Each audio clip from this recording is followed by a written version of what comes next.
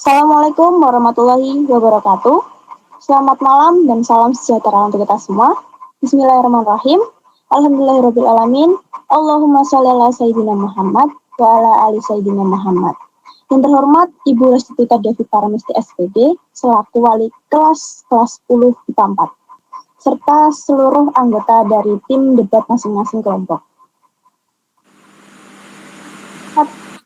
Lanjutkan puji syukur kehadirat Allah Subhanahu wa Ta'ala yang telah memberi kita nikmat sehingga kita dapat berkumpul dalam rangka debat bahasa Indonesia kali ini.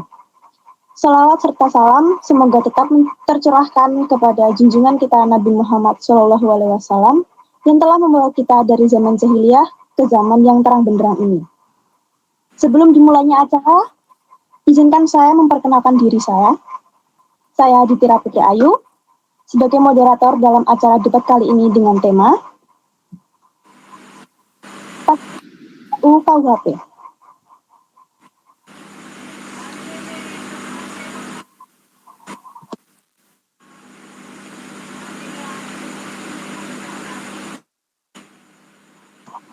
Baik, langsung saja. Mosi yang akan saya bacakan adalah Dewan ini menyesali adanya hukum terhadap pasal yang menyebutkan bahwa eksekusi mati baru dapat dilakukan setelah melalui masa percobaan 10 tahun karena merugikan pihak korban. Dari tim afirmasi, silahkan. Terima kasih Saudara Moderator, Dewan Juri yang terhormat, dan tim oposisi yang saya hormati. Perkenalkan, saya Rasya Ratika Rahma dari tim afirmasi sebagai pembicara satu, dan di akhir saya akan menyimpulkan semua argumen yang sudah teman afirmasi sampaikan. Saya di sini akan menyampaikan mosi tim debat kami, yaitu Dewan ini menyesali adanya hukum terhadap pasal yang menyebutkan bahwa eksekusi mati baru dapat dilakukan setelah terdakwa melalui masa percobaan 10 tahun karena merugikan pihak korban. Dalam mosi itu, pasal 100 KUHP menjelaskan tentang 1. Hakim menjatuhkan pidana mati dengan masa percobaan selama 10 tahun dengan memerhatikan rasa penyesalan terdakwa dan ada harapan untuk memperbaiki diri atau peran terdakwa dalam tindak pidana. 2. Pidana mati dengan masa percobaan sebagaimana dimaksud pada ayat 1 harus dicantumkan dalam putusan pengadilan. 3. Tenggang waktu masa percobaan 10 tahun dimulai dari 1 hari setelah putusan pengadilan memperoleh kekuatan hukum yang tetap. 4. Jika terpidana selama masa percobaan sebagaimana dimaksud pada ayat 1 menunjukkan sikap dan perbuatan yang terpuji, pidana mati akan diubah menjadi pidana penjara seumur hidup dengan keputusan Presiden setelah mendapatkan pertimbangan Mahkamah Agung. 5. Jika terpidana dalam masa percobaan sebagaimana dimaksud pada ayat 1 tidak menunjukkan sikap dan perbuatan yang terpuji, serta tidak ada harapan untuk diperbaiki, pidana mati dapat dilaksanakan atas perintah Jaksa Agung. Dari penjelasan di atas, saya berpendapat bahwa RUU KUHP pasal 100 merugikan korban karena pertama, rasa penyesalan terdakwa dan ada harapan untuk memperbaiki diri terdakwa. Kedua, peran terdakwa dalam tindak pidana. Pelaku sudah melakukan hal yang sangat buruk sehingga pengadilan memutuskan hukuman mati adalah hal setimpal. Dalam perundang-undangan terdapat hukuman mati seperti Undang-Undang Nomor 31 Tahun 1991 tentang tindak pidana korupsi, Undang-Undang Nomor 35 Tahun 2009 Pasal 113 Ayat 2 dan 114 Ayat 2 tentang pengedar narkoba dengan hukuman paling berat yaitu hukuman mati. Selain itu, kasus yang menyebabkan pelaku dijatuhi hukuman mati adalah pembunuhan berencana. Contohnya, kasus Ferdy Sambo yang telah membunuh Brigadir Joshua yang secara hukum maupun agama memang harusnya dihukum mati. Lalu, pikirkan perasaan korban dan keluarga, seberapa besar dampak pelaku terhadap keluarga, trauma yang diberi pelaku. Dari segala tindakan pelaku yang sudah dia lakukan hingga merugikan banyak orang, pelaku memang pantas mendapatkan hukuman mati. Lalu, pertimbangkan apakah percobaan 10 tahun berhasil membuat pelaku menjadi lebih baik. Bisa jadi pelaku seolah-olah bertobat selama masa percobaan. Lalu setelah keluar dari penjara, pelaku kembali berulah karena kita tidak ada jaminan bahwa pelaku benar-benar sudah bertobat. Dalam waktu 10 tahun, jika pelaku adalah orang penting dan punya kuasa, keluarga pelaku bisa saja menyuap pengadilan agar pelaku dibebaskan atau diringankan hukumannya. Jadi, menurut saya, jika pelaku diberi hukuman mati, tidak usah ada masa percobaan atau apapun itu yang dapat meringankan hukuman pelaku. Itu saja dari saya, tim afirmasi pembicara 1. Terima kasih.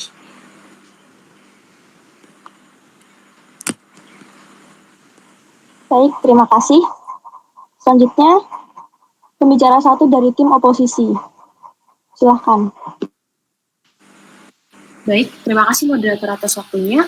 Selamat malam, Assalamualaikum warahmatullahi wabarakatuh. Om Swastiastu, Namo Buddhaya, salam kebajikan untuk kita semua. Hadirin, Dewan Juri dan tim afirmasi yang kami hormati, kami dari tim oposisi, perkenalkan sebelumnya saya Kirana Azra Tokia sebagai pembicara pertama dari tim oposisi yang akan menjelaskan dasar argumen kami pada topik debat kali ini. Yang selanjutnya, teman saya Laisha sebagai pembicara kedua akan menanggapi pernyataan dari lawan kemudian menguatkan kembali hasil berpikir kami dengan contoh atau bukti konkret. Terakhir, sebagai pembicara ketiga Gardin, yang akan menanggapi pernyataan dari tim afirmasi, kemudian menguatkan argumen dari kami, tim oposisi. Bagian akhir dari sistematika debat ini akan disimpulkan dan ditegaskan kembali oleh saya sendiri, Azra, sebagai pembicara pertama pada penutup pidato di akhir sesi debat kali ini. Hadirin dan Dewan Juri yang terhormat, mosi pada debat ini adalah Dewan ini menyesali adanya hukum terhadap pasal yang menyebutkan bahwa eksekusi mati baru dapat dilakukan setelah melalui masa percobaan 10 tahun karena merugikan pihak korban. Sebelum saya menanggapi mosi tersebut, saya akan memaparkan alasan dibentuknya RUU KUHP dan juga undang-undang yang berhubungan dan mengatur tentang RUU KUHP pasal 100 yang menyebutkan bahwa eksekusi mati baru dapat dilakukan setelah melalui masa percobaan 10 tahun. Pertama, mengapa pemerintah membentuk aturan dalam RUU KUHP? Menurut Kementerian Hukum dan Hak Asasi Manusia Republik Indonesia, RUU KUHP merupakan salah satu upaya pemerintah untuk menyusun suatu sistem rekodifikasi hukum pidana nasional yang bertujuan untuk menggantikan KUHP lama sebagai produk hukum pemerintah zaman kolonial Hindia Belanda. Sejak kemerdekaan, KUHP warisan kolonial Belanda telah berkembang secara masif dan banyak menyimpang dari asas-asas hukum pidana umum.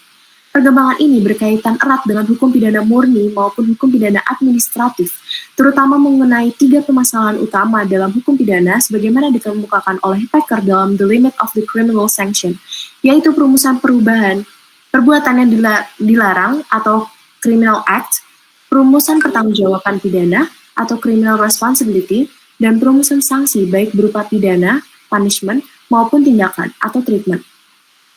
Sedangkan menurut Wakil Menteri Hukum dan Hak Asasi Manusia atau Wamenkumham Edi O.S. Haryech, KUHP ini disusun pada saat hukum pidana beraliran klasik yang menitik beratkan pada kepentingan individu.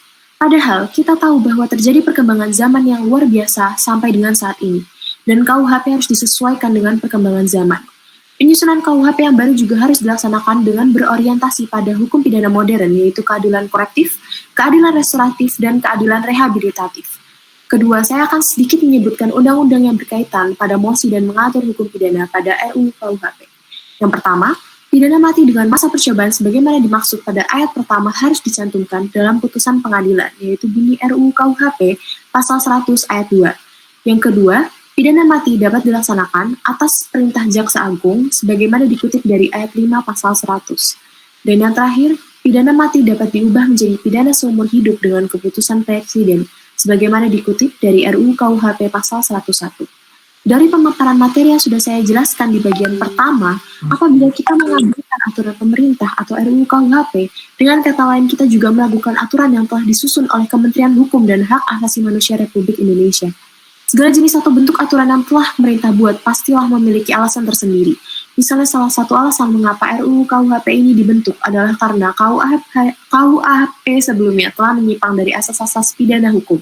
Sehingga terbentuklah RUU KUHP ini sebagai bentuk penyesuaian dengan perkembangan zaman.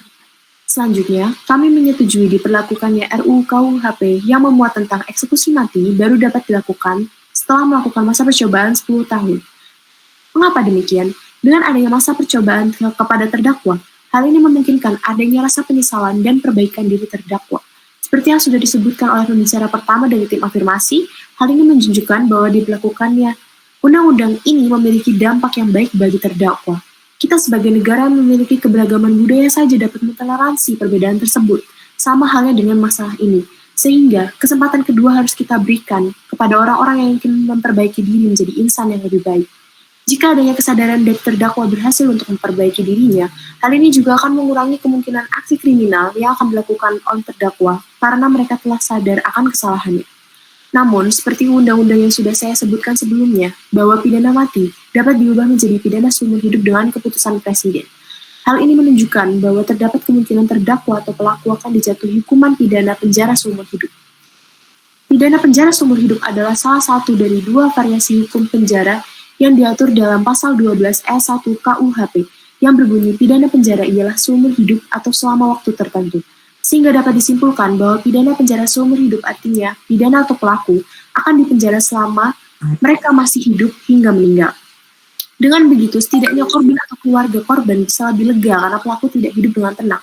Menurut kami, hukuman ini malah lebih memuakkan untuk terdakwa karena mereka hanya akan menjalani sisa hidupnya dengan dikekang di balik jeruji besi. Jadi, saya tegaskan sekali lagi bahwa kami, tim kontra sangat menolak mosi ini, karena seharusnya apabila undang-undang ini yang berbunyi eksekusi mati baru dapat dilakukan setelah melalui masa percobaan 10 tahun, tersebut dilaksanakan dapat memberikan dampak yang baik terhadap pelaku dan mengurangi kemungkinan pelaku melakukan tindakan kriminal yang sama karena telah diselimuti rasa bersalahnya selama masa percobaan. Baik, itu saja untuk argumen dari saya. Selanjutnya akan disampaikan oleh teman saya, Laisha. Terima kasih.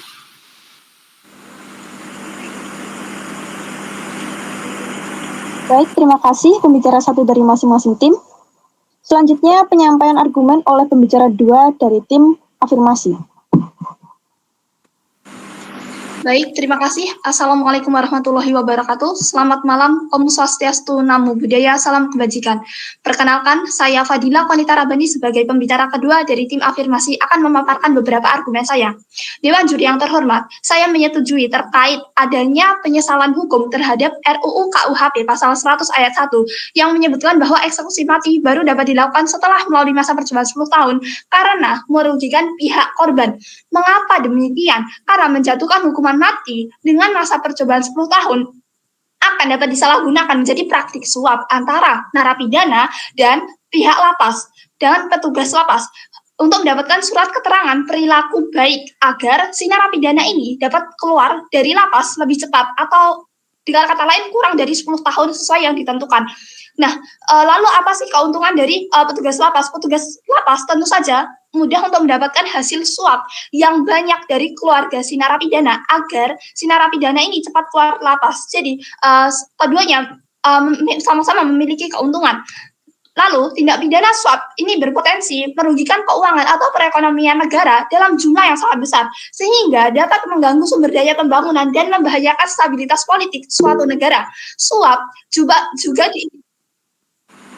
juga diindikasikan dapat menimbulkan bahaya terhadap keamanan manusia. Dalam praktik suap menyuap yang merupakan hal yang dalam praktik suap menyuap yang dalam ini adalah hal yang tercela. Ini adalah penyalahgunaan kekuasaan perilaku diskriminatif terhadap narapidana lainnya, merusak kepercayaan seseorang, dapat merusak kepribadian orang yang bertindak sebagai menerima hak suap. Dalam konteks ini adalah petugas lapas yang menerima hak suap. Nah, lalu konteksnya dengan petugas lapas ini adalah melanggar Undang-Undang Pemasyarakatan Nomor 12 Tahun 1995 yang tertuang dalam pasal 5 yang disebutkan bahwa sistem pembinaan pemasyarakatan ini dilaksanakan berdasarkan atas 7 asas, yaitu yang pertama asas pengayoman, yang kedua persamaan perlakuan dan pelayanan, yang ketiga pendidikan, yang keempat pembimbingan, yang kelima penghormatan harkat dan martabat manusia, yang keenam kehilangan kemerdekaan merupakan salah satunya penderitaan, dan yang keenam terjaminnya hak untuk tetap berhubungan dengan keluarga dan orang-orang tertentu. Lalu apabila baik, diizinkan.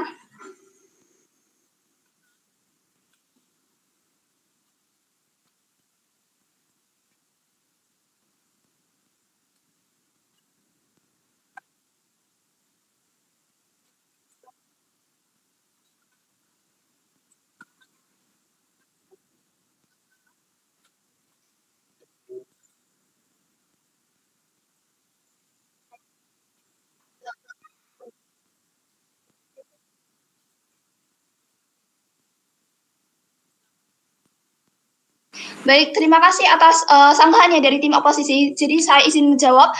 Untuk narapidana ini berlaku oleh narapidana yang memiliki jabatan atau kekuasaan yang tinggi. Karena pada realitasnya di Indonesia saat ini, narapidana yang kebanyakan melakukan suap ini adalah narapidana yang memiliki jabatan tertinggi, begitu. Jadi untuk narapidana yang memiliki narapidana yang termasuk orang biasa atau yang mungkin bahkan tidak memiliki jabatan sama sekali, ini tidak berlaku dalam argumen saya, begitu. Baik, saya lanjutkan untuk argumen saya yang asas 7 dari Undang-Undang Pemasyarakatan Nomor 12 Tahun 1995 Pasal 5.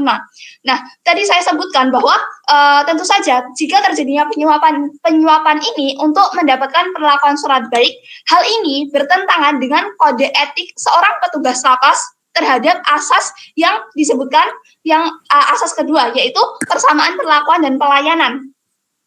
Karena petugas lapas sudah membantu seorang narapidana tersebut yang sudah bersalah untuk keluar dari lapas. Lalu ketujuh asas tersebut sebenarnya harus benar-benar diperhatikan dengan baik oleh petugas lapas. Sebab jika hal itu dilanggar dan narapidana lain ini merasa ada yang janggal, pasti dapat menyebabkan kecemburuan antar narapidana. Narapidana lain yang mengetahui perilaku petugas lapas tersebut tentunya tak segan-segan untuk melaporkan kepada petugas lapas yang lain, ataupun dapat dimungkinkan terjadinya pertengkaran kecil, bahkan pertengkaran besar di lembaga pemasyarakatan. Lalu praktik suap ini juga sudah pernah terjadi sebelumnya pada tahun 2018, yaitu yang dilakukan oleh OTT atau operasi tangkap tangan yang dilakukan oleh KPK terhadap Kepala Lapas Sukamiskin di Bandung. Nah, oknum ini adalah narapidana yang menyuap Kalapas Wahid Hussein yang diduga bahwa narapidana ini adalah telah terjadi jual beli sel tahanan dan izin keluar lapas. Nah, jadi sudah terbukti bahwa suap ini antara narapidana dan petugas lapas ini telah terjadi, begitu. Lalu alasan selanjutnya saya menyetujui mosi tersebut karena dikatakan merugikan korban, karena hal ini menyebabkan si korban tidak tenang ketika narapidana sudah keluar dari penjara. Korban akan merasa tidak tenang, takut-takut jika narapidana ini akan membalas dendam kepada si keluarga korban, begitu. Lalu yang ketiga, korban juga akan merasa hukuman tersebut tidaklah adil bagi korbannya maupun bagi keluarganya, karena hal ini telah melanggar norma-norma yang ada di masyarakat dan telah melanggar ideologi kita, Pancasila, pada sila kedua. Lalu seharusnya narapidana ini langsung divonis saja eksekusi mati terhadap perilaku yang telah menyimpang. Gitu. Jadi dapat saya simpulkan bahwa argumen saya yang pertama dapat digunakan sebagai praktik suap antara narapidana dan petugas lapas untuk mendapatkan surat keterangan baik. Yang kedua, dapat merugikan korban karena menyebabkan korban tidak tenang. Lalu yang ketiga, korban merasa tidak adil. Baik, terima kasih. Itu saja yang dapat saya sampaikan. Saya kembalikan ke moderator.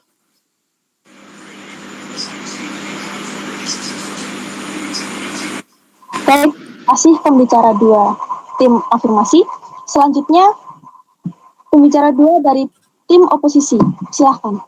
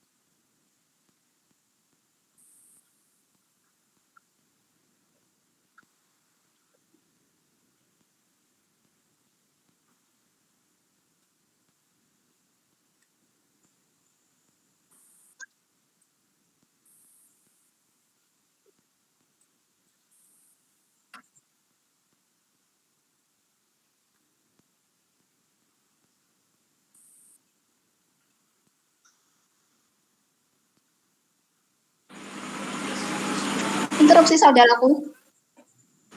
Interupsi. Permisi, hal yang terakhir Anda singgung itu merupakan hal penting. Memang kita harus mentolerir, namun bagaimana bisa para korban harus memaafkan para tersangka yang telah merenggut bahkan hampir dari seluruh hidupnya. Terima kasih.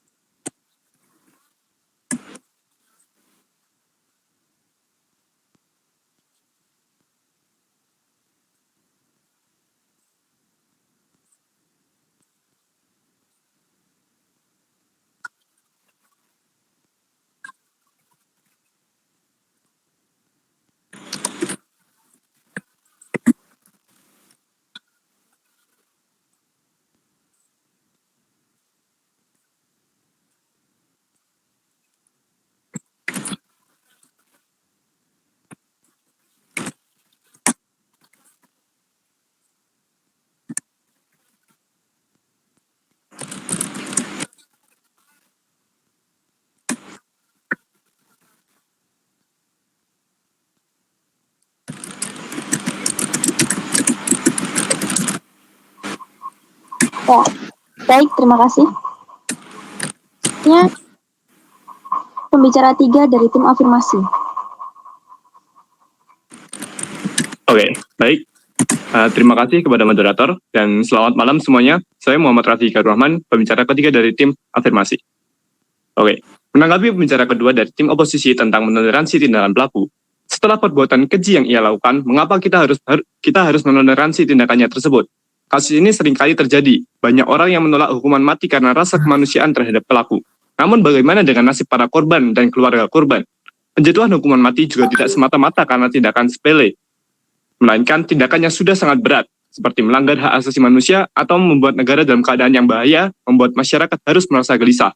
Kejahatan yang diancam dengan hukuman mati terdapat dalam KUHP antara lain, yaitu pasal 104 KUHP yang berisi makar membunuh kepala negara, pasal 111 ayat 2 KUHP yang mengajak negara asing untuk menyerang Indonesia, pasal 124 ayat 3 KUHP yang memberikan pertolongan kepada musuh pada saat Indonesia dalam keadaan perang, pasal 140 ayat 4 KUHP yang berisi membunuh kepala negara sahabat, pasal 340 KUHP pembunuhan yang direncanakan lebih dahulu, dan pasal 124 bis KUHP yaitu menghasut dan memudahkan terjadinya huru-hara.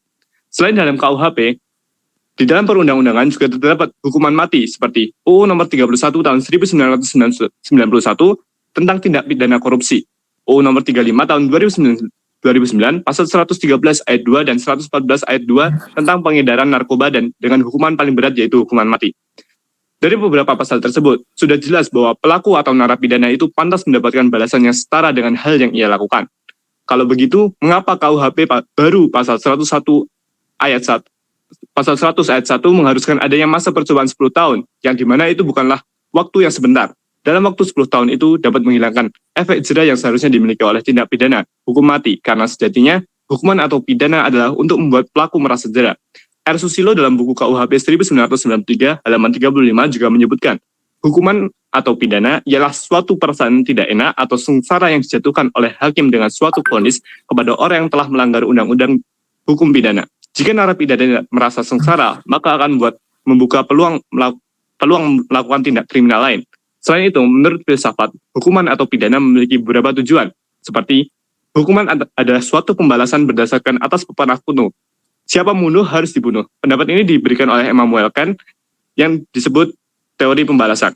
Verbet antara lain juga berpendapat bahwa hukuman harus dapat menakut-nakuti orang supaya jangan berbuat jahat. Teori ini disebut teori mempertautkan. Selain itu, banyak penulis-penulis yang mengatakan bahwa dasar dari penjatuhan hukum itu adalah pembalasan. Akan tetapi, maksud-maksud lainnya adalah mencegah, menakut-nakuti, mempertahankan tata tertib kehidupan bersama. Mereka adalah penganut teori yang disebut teori gabungan.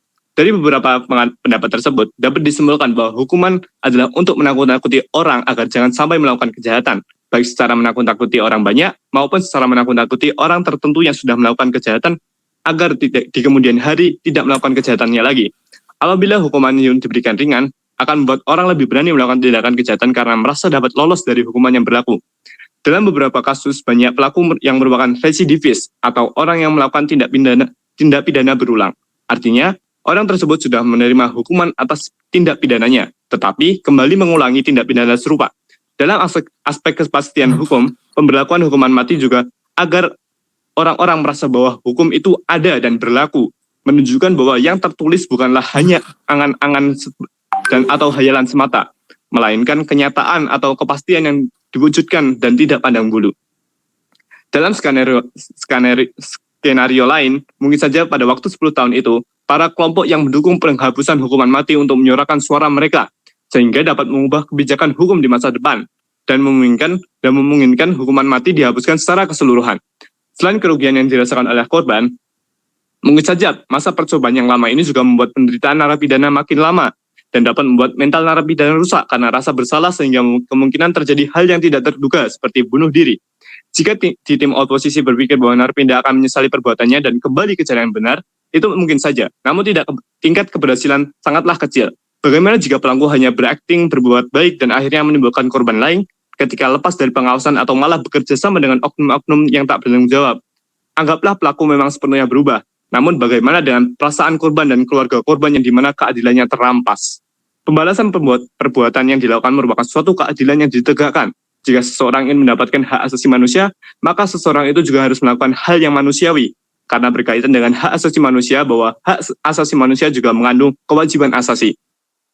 Hak seseorang dibatasi oleh kewajiban menghargai dan menghormati orang yang lain. Jika melanggar, tentu saja harus mendapatkan pembalasan yang setimpal. Bahkan dalam Pancasila juga ada Pancasila yang kedua juga berbunyi kemanusiaan yang adil dan beradab. Maka dari itu, kesimpulan dari argumen saya adalah bahwa hukuman haruslah yang membuat orang takut, Karena sejatinya, hukuman dibuat agar orang takut untuk melanggar aturan yang sudah dibuat oleh negara, agar kedamaian dan tatanan yang sudah dibuat oleh negara tidak hancur. Di lain sisi, masa percobaan yang membuat narapidana merasa lebih lega ini tidaklah efektif, baik dari sisi keadilan hukum, bagi para korban, maupun dalam aspek lainnya. Hukuman dibuat agar tercapainya kedamaian yang diidamkan oleh semua orang. Oke, mungkin itu saja dari saya. Terima kasih.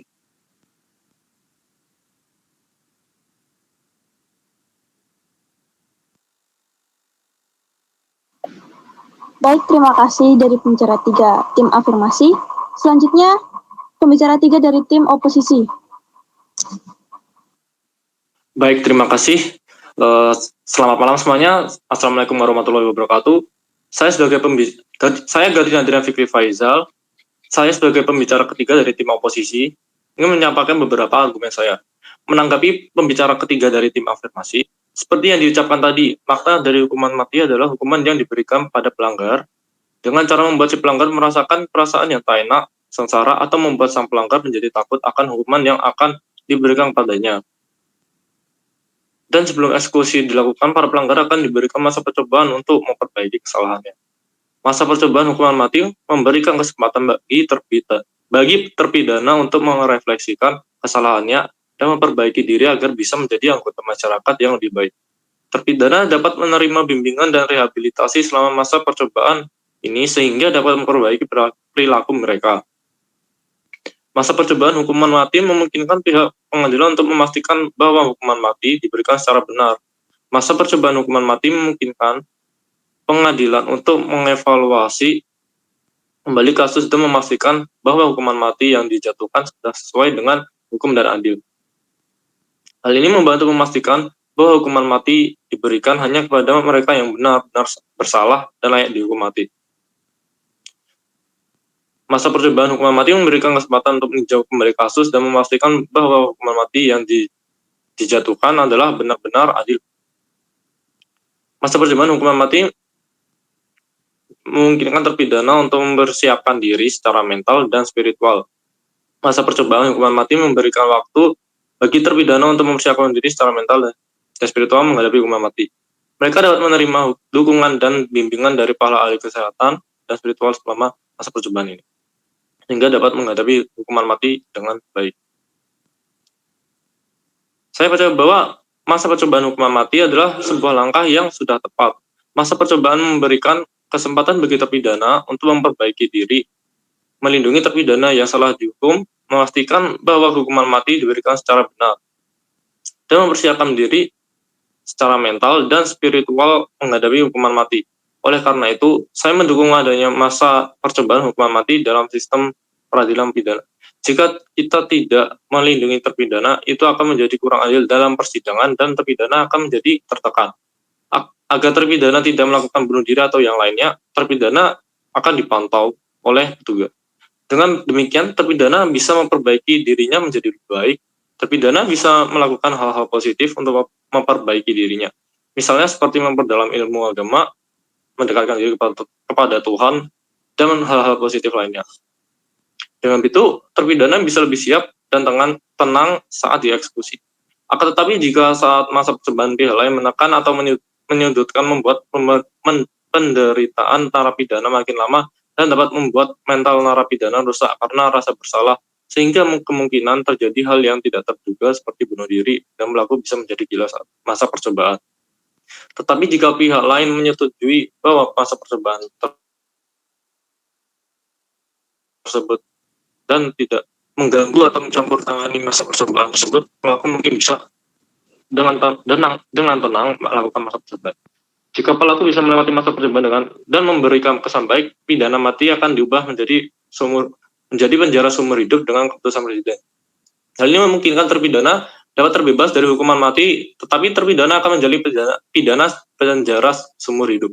Dengan begitu, terpidana memikirkan perbuatannya selama di sel tahanan. Dengan begitu, keluarga dari korban bisa tenang.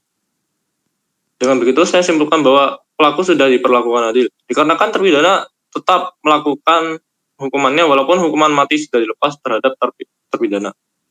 Keluarga bisa tenang karena pelaku tetap di sel tahanan, dan pelaku akan memikirkan perbuatan yang telah dilakukannya.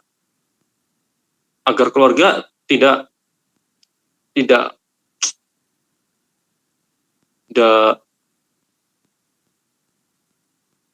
tidak ya agar tidak ragu.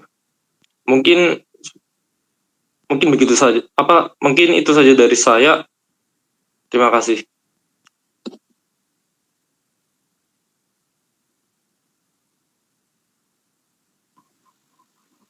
Baik, terima kasih. Pembicara 1, pembicara 2, pembicara 3 dari masing-masing tim atas argumennya.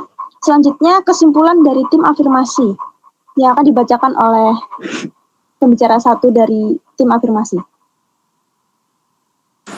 Terima kasih. Berdasarkan argumen-argumen yang telah tim afirmasi sampaikan, baik dari pembicara 1, 2, dan 3, saya dapat menyimpulkan bahwa hukuman haruslah yang membuat orang takut, karena sejatinya peraturan dibuat agar warga negara takut untuk melanggar peraturan yang sudah dibuat oleh negara. Akan tetapi, di luar sana banyak sekali warga negara yang tidak takut akan peraturan itu. Bahkan perbuatan hal sekeji apapun tetap dilakukan di mana-mana karena hukum di Indonesia sangatlah lemah. Contoh, adanya kasus suap dari pihak pelaku dengan pihak berwajib. Saran dari saya, hukum di Indonesia haruslah dipertegas agar warga negara Indonesia takut. Lalu, hukuman tetaplah hukuman. Tidak ada cara untuk meringankan hukuman kepada terdakwa agar warga negara Indonesia sadar jika ingin membuat perbuatan keji. Sekian dari saya. Terima kasih. Saya kembalikan lagi kepada moderator. Baik, terima kasih. Selanjutnya kesimpulan dari tim oposisi. Baik, terima kasih atas waktunya. Di sesi pidato penutup kali ini, saya akan menyimpulkan argumen-argumen yang telah disampaikan oleh kami tim oposisi, mulai dari pembicara pertama hingga pembicara ketiga. RUU KUHP Pasal 100 memiliki dampak yang baik terhadap terdakwa dan mengurangi kemungkinan pelaku melakukan tindak kriminal yang sama karena telah diselimuti rasa bersalahnya semasa percobaan. Selain itu, jika kita mengabaikan undang-undang yang telah dibuat, berarti juga kita meragukan aturan dari Kementerian Hukum dan Hak Asasi Manusia Republik Indonesia. Semestinya juga, pelaku mendapat perlakuan empati dari korban karena telah bertaubat dan berbuat baik sesuai dengan hukum yang telah ditegaskan bahwa pasal 100 ayat 1 RUU KUHP tetap berlaku keadilan bagi korban karena tindakan akhirnya akan diputuskan oleh Mahkamah Agung atau Presiden sekalipun.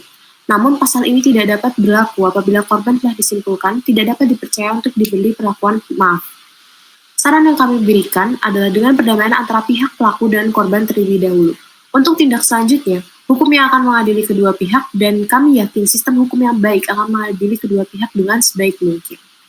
Dewan yang terhormat, mohon pertimbangkan lagi argumen-argumen, riset, dan bukti lapangan kami dari tim oposisi. Mungkin sekian yang dapat kami sampaikan. Terima kasih. Selanjutnya saya kembalikan lagi ke moderator.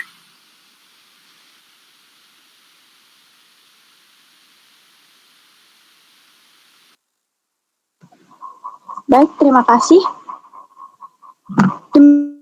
Demikianlah debat bahasa Indonesia kali ini.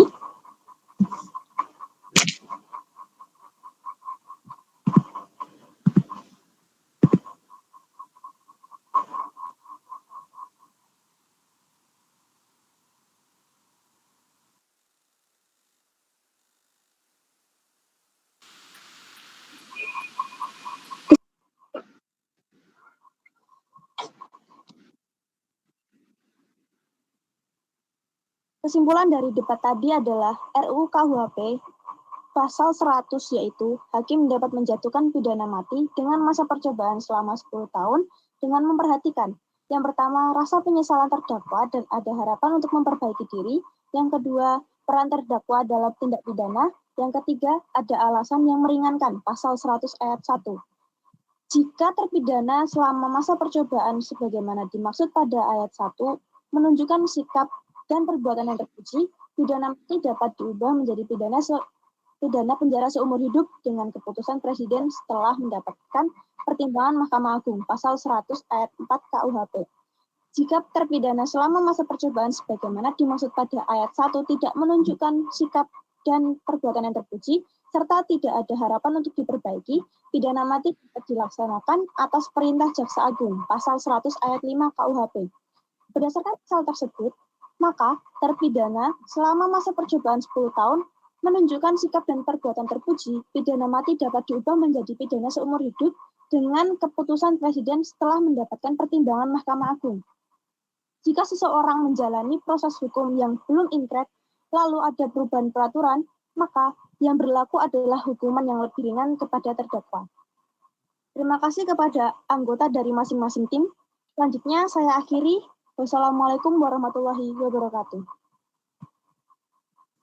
Waalaikumsalam warahmatullahi wabarakatuh.